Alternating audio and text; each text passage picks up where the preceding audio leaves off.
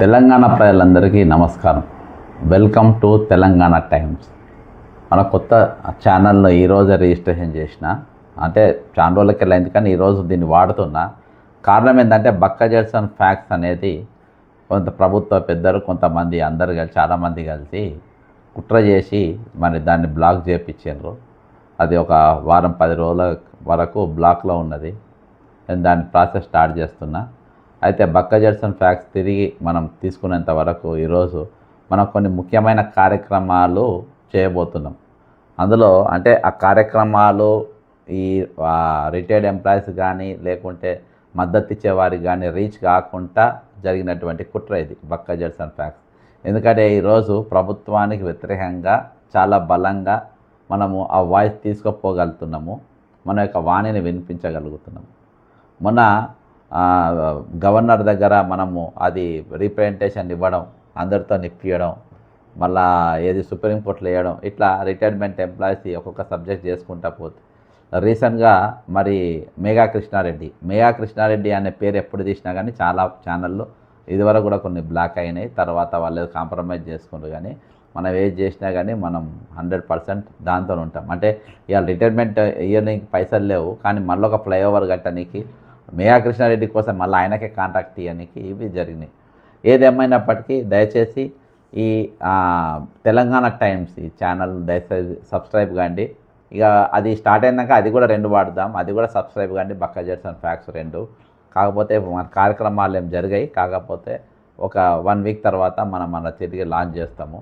ఇందులో ఇప్పుడు లైవ్లు కూడా పెట్టడానికి లేదు. కాబట్టి ఒక విచారమైన విషయంతో నేను ఈ ఛానల్ని అలా స్టార్ట్ చేస్తున్నాం. మొట్టమొదటి వీడియో ఇందులో అదేంటంటే 94 మొన్న భిక్షపతి గారు చనిపోయినారు. ఆర్ఎస్ఐ ఆయన కూడా 94వ నంబర్ ఆర్ఎస్ఐ భిక్షపతి గారు మరణించారు.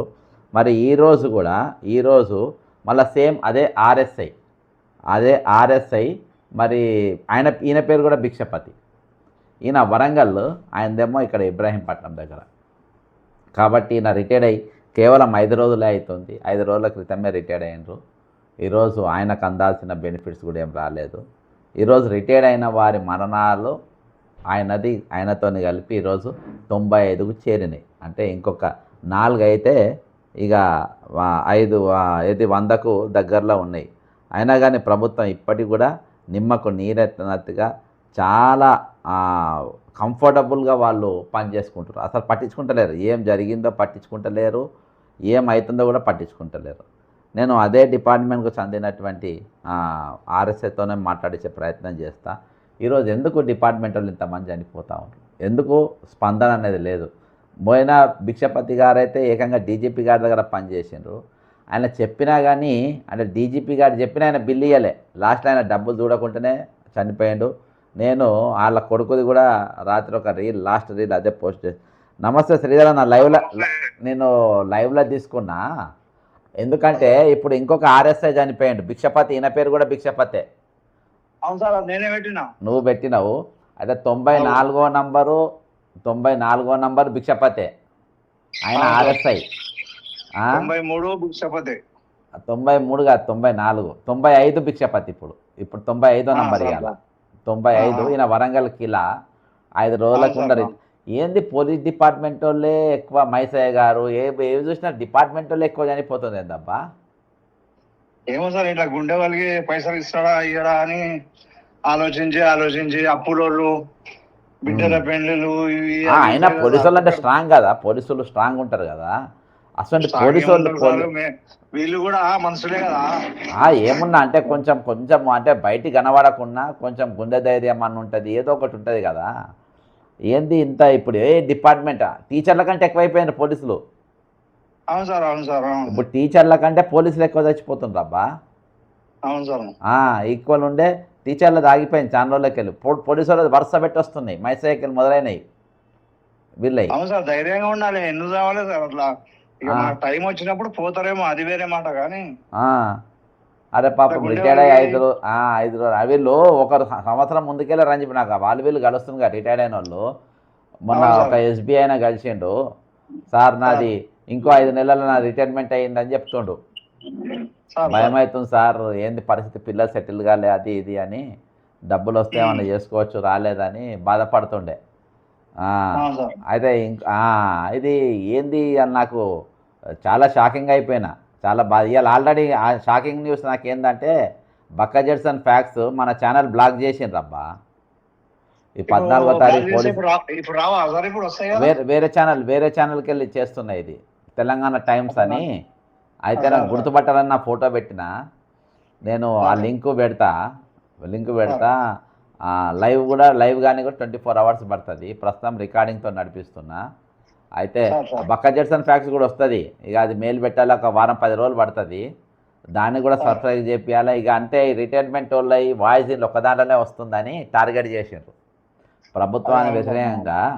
ఇక కొత్తగా అదే. అవుట్ సోర్సింగ్ వాళ్ళే అందుకుండు, మళ్ళీ ఆర్టీసీ వాళ్ళే అందుకుండు, ఆశా వాళ్ళే అనుకుండు, ఒకరి తర్వాత ఒకటి తీసుకుంటుండు. కాబట్టి దీన్ని ఎట్లన్నా కత్తెర పెట్టాలని ఇక అవును సార్. మొన్నటికెళ్ళే నడుస్తుంది. నాకు మొన్ననే ఇన్ఫర్మేషన్ ఉంది.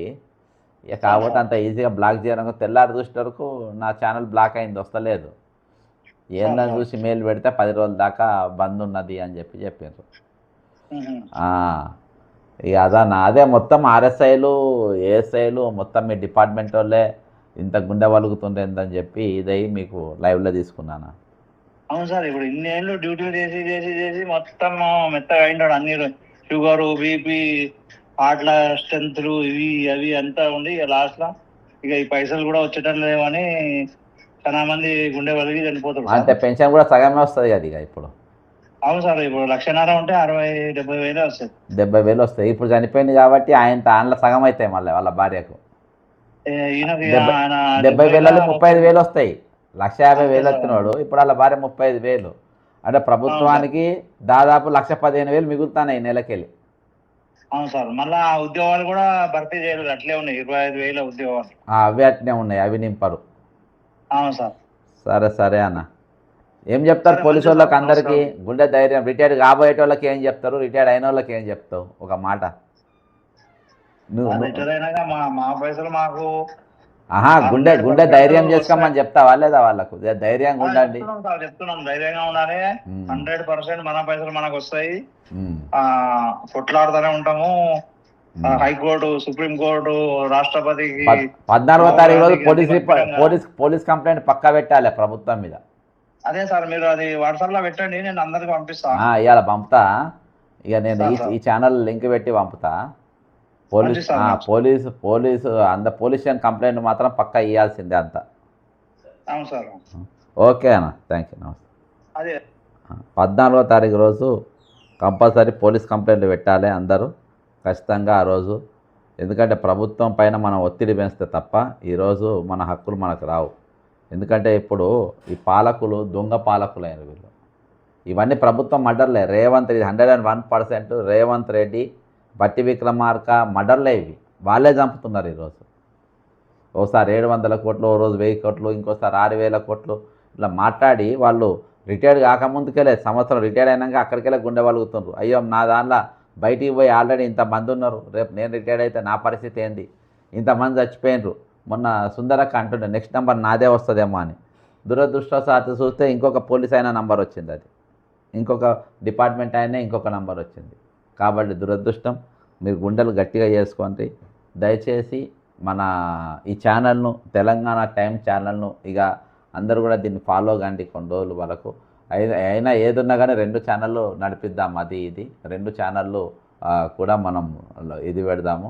కానీ ఖచ్చితంగా ఈ ఛానల్ మాత్రం మీరు దయచేసి సబ్స్క్రైబ్ కండి, షేర్ చేయండి, కామెంట్ చేయండి. నేను ఇందులో పోలీస్ కంప్లైంట్ కూడా నేను ఇందులోనే డిస్క్రిప్షన్లో పెడతా.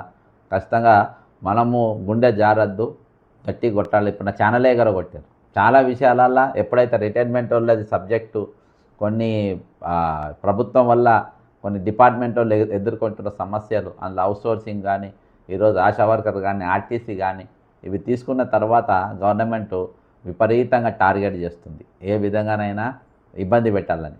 మేము గట్టిగా ఉంటున్నాం. దాదాపు 26,000 సబ్స్క్రైబర్స్, 27,000, ఇంకొక 100 అయితే 27,000 సబ్స్క్రైబర్స్ ఉన్న ఛానల్ను వాళ్ళు బ్లాక్ చేసిందంటే చూడండి. ఇవన్నీ ఇబ్బందులే కదా. అయినా కానీ నేను అవన్నీ కూడా లైట్ తీసుకుంటా. పొద్దుగాల బ్లాక్ చేసి పొద్దుగాల ఇంకో ఛానల్ స్టార్ట్ చేసిన ఆల్రెడీ. అట్లా మనము వాళ్ళు మనని ఇబ్బంది పెడితే మన డబ్బులు ఆపితే మనం ఇంకొక ప్లాన్ చూసుకొని దాంట్లో మనం బయటపడే అవకాశం చూడాలి, వచ్చేదాకా కొట్టాడాలి. కాబట్టి ఖచ్చితంగా రాత్రి నేను చెప్పినా కదా లైవ్లో, లాస్ట్ లైవ్ అదే ఆ ఛానల్లో బక్క జెడ్సన్ ఫ్యాక్స్లో.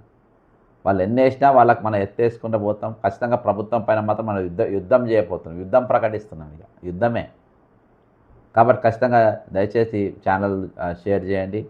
అంతేకాకుండా ఈరోజు బుల్లం భిక్షపతి గారి కుటుంబానికి, రిటైర్మెంట్ ఎంప్లాయీస్ అందరి తరఫున తెలంగాణ పక్షాన ఆ కుటుంబానికి సానుభూతి సంతాపం తెలియజేసుకుంటూ సెలవు తీసుకుంటున్నాను. జై తెలంగాణ, అమరవీరులకు జోహార్.